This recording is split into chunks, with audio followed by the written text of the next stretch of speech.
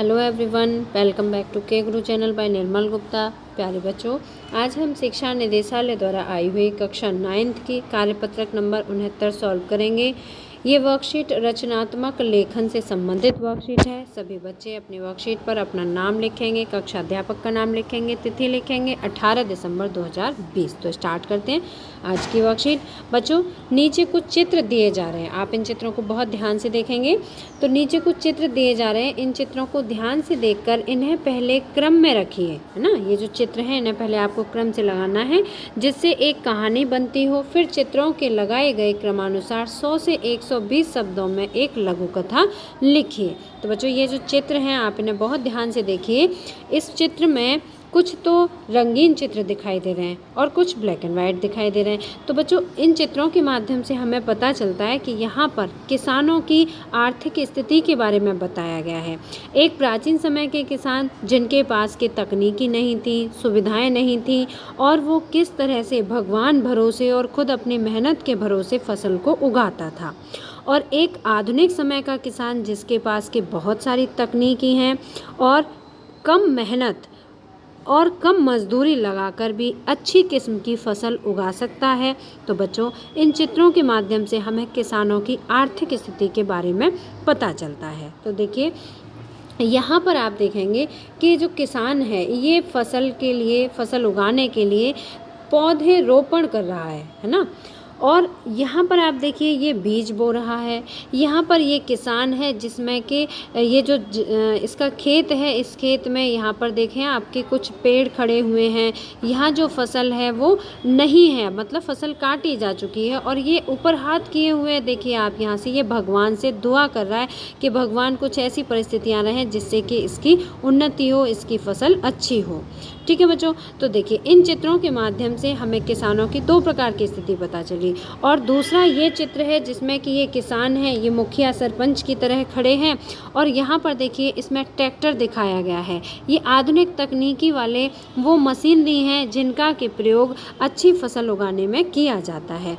और यहाँ पर इस चित्र के माध्यम से आप किसान की संपन्नता को भी देख सकते हैं कि उसका परिवार कितना खुशहाल है। ठीक है बच्चों, तो इन चित्रों के माध्यम से हमें किसानों की आर्थिक स्थिति के बारे में पता चला। और ये भी पता चला कि प्राचीन समय के जो किसान होते थे कितनी परेशानियों को झेलते हुए तब फसल उगा पाते थे। और आज के समय में जो किसान हैं जिनके पास की आधुनिक तकनीकी हैं, वो कितनी कम लागत में और कम मेहनत के बाद भी अपने परिवार को खुशहाल जीवन दे पा रहे हैं, और इसके अलावा इस देश को भी खुशहाल जीवन दे पा रहे हैं। तो बच्चों, सबसे पहले हमें क्या करना है, इन चित्रों को क्रमानुसार लगाना है। ठीक है, तो सबसे पहले मैं इस चित्र को लगाना चाहूँगी, क्योंकि ये जो चित्र है इसके माध्यम से पता चल रहा है कि ये किसान भगवान भरोसे है ना। भगवान भरोसे तो पूरी दुनिया ही होती है, लेकिन इसमें तकनीकी बिल्कुल भी नहीं प्रयोग की जा रही हैं। और यहाँ पे आप देख सकते हैं ये कुदाल है, इस कुदाल से ये मिट्टी खोद खोद के इन पेड़ों को जड़ों सहित खेत में से निकाला जाएगा। तो ये जो चित्र है इसे नंबर 1 पर लगाएंगे। इसके बाद नंबर 2 पर ये चित्र जिसमें कि किसान बैल के द्वारा इस खेत को जोत रहा है। ठीक है, जोतने के बाद में किसान क्या करते हैं, बीज बोते हैं। तो तीसरे नंबर पर मैं इस चित्र को लगाना चाहूँगी। और चौथे नंबर पर बच्चों ये वाला चित्र जिसमें कि कुछ फसलें ऐसी होती हैं बीज बोने के बाद जब प्लांटेशन हो जाते हैं, जब उसमें छोटे छोटे पौधे निकल आती हैं, तो उन पौधों को दोबारा से ज़मीन में रोपण किया जाता है। जैसे कि आप सभी जानते हैं धान की खेती होती है, तो वो इसी तरह से होती है। पानी में जो है धान की खेती की जाती है। जब धान के पौधे उग आते हैं छोटे छोटे, तो उन्हें उखाड़ कर ज़मीन से फिर दोबारा उन्हें ज़मीन में लगाया जाता है। तो इस तरह से ये 1, 2, 3 और 4 चित्र हुए।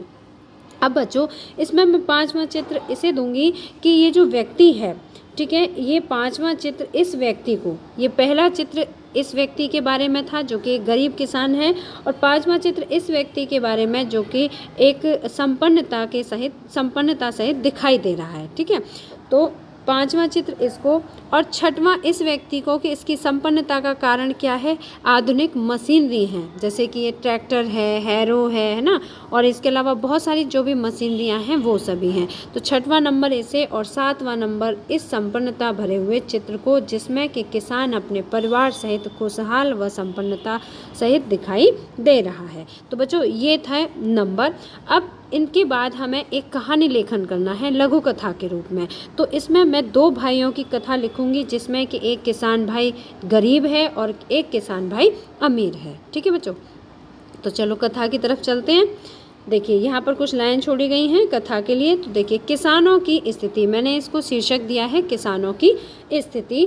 किसानों को अन्नदाता कहा जाता है। बच्चों, ये तो आप सभी जानते हैं, किसानों को हमारे भारत देश में नहीं बल्कि पूरे विश्व में अन्नदाता कहा जाता है। समाज में किसानों का महत्वपूर्ण स्थान है। समाज का प्रत्येक वर्ग किसानों द्वारा उत्पाद की गई फसलों पर निर्भर है, लेकिन किसानों की स्थिति को लेकर हमेशा विचार किया जाता है। क्यों? क्योंकि उनकी स्थिति स्थिर नहीं रहती है। स्थिर क्यों नहीं रहती है? कभी अधिक महंगाई हो जाती है तो उनकी जो फसलें होती हैं वो अधिक रकम उन्हें प्राप्त होती है जब वो बिकती है फसल, और कभी महंगाई नहीं रहती है, बहुत ज़्यादा दर कम हो जाती है, सस्ती हो जाती है फसलें, तो उन्हें लागत के बराबर भी इनकम नहीं हो पाती है। तो उनकी जो स्थिति होती है वो स्थिर नहीं रहती है। कुछ किसानों के पास तो तकनीकी है, तकनीकी मतलब आधुनिकतम साधन जो तकनीकी के माध्यम से प्रयोग किए जाते हैं। कुछ किसानों के पास तकनीकी है और सहयोगी परिस्थितियां भी हैं। बच्चों, परिस्थितियों का भी किसानों के जीवन में बहुत बड़ी भूमिका होती है। कभी कभी आपने देखा होगा कि किसानों की जो फसल खड़ी हुई होती है और बहुत तेज़ ओलावृष्टि हो जाते हैं, बहुत तेज़ आंधी तूफान या बरसात हो जाती है, तो उनकी खड़ी फसल भी खराब हो जाती है। तो बच्चों, किसानों के लिए सबसे ज़्यादा उपयोगी तकनीकी तो है ही, लेकिन इसके साथ साथ में उनकी सहयोगी परिस्थितियां भी होती हैं। तो उनके पास अन्न व धन का भंडार है। जिनके पास सहयोगी परिस्थितियां हैं उनके पास अन्न व धन के भंडार हैं। लेकिन कुछ किसान जिनके पास आधुनिक तकनीकी के साधन नहीं हैं, वे गरीबी चक्र से गुजर रहे हैं तथा खुदकुशी भी करने के लिए मजबूर हैं। उपयुक्त चित्रों द्वारा अमीर व गरीब दोनों तरह के किसानों का वर्णन किया गया है। अब बच्चों देखो, मैंने इसमें 2 भाइयों की कहानी का वर्णन किया है। रामदीन, ठीक है, रामदीन जो कि बड़ा भाई है, जिसके पास धन का अभाव है तथा नई तकनीकी की मशीनरी नहीं है। वह बहुत अधिक मेहनत मजदूरी करके फसल उगाता है तथा बिचौलियों के माध्यम से फसल कम कीमत पर बेच अपना जीवन यापन करता है। तथा इसके बाद ब्रजमोहन जो कि आधुनिक तकनीकी वाली मशीनों का प्रयोग करता है, कम धन व कम लागत में अधिक अच्छी किस्म की फसल उगाता है। ठीक है बच्चों, कम धन का प्रयोग करना पड़ता है और कम ही लागत मतलब कम मजदूरी का प्रयोग करना पड़ता है, और उसके बावजूद भी उसे बहुत अच्छी किस्म की फसल मिलती है, जिससे उसकी आर्थिक स्थिति अच्छी होती है। किसानों के जीवन में सुधार शिक्षा के माध्यम से ही आ सकता है। अगर किसान शिक्षित होंगे तो बच्चों उन्हें नई नई और आधुनिकतम तकनीकियों का ज्ञान होगा, और जब उन्हें ज्ञान होगा तो वो अच्छी किस्म की फसल उगाएंगे, कम लागत में कम मेहनत मजदूरी में अच्छे किस्म की फसल उगाएंगे और उनकी भी उन्नति होगी। यह कहावत सत्य है कि भारत गांव की भूमि है और किसान देश की आत्मा है। तो बच्चों, ये थी आज की वर्कशीट। मुझे उम्मीद है आपको अच्छी तरह समझ आ गई होगी चित्रों के माध्यम से और नीचे दी हुई लघु कथा के माध्यम से। अगर आपको सही तरह समझ आई है तो आप इसे लाइक ज़रूर करना, अपने फ्रेंड्स के साथ शेयर करना, और अगर आपने अभी तक हमारे चैनल को सब्सक्राइब नहीं किया तो आज सब्सक्राइब जरूर करना। मिलते हैं फिर इसी तरह की नेक्स्ट एजुकेशनल वीडियो के साथ। Till then bye bye, good luck to all of you.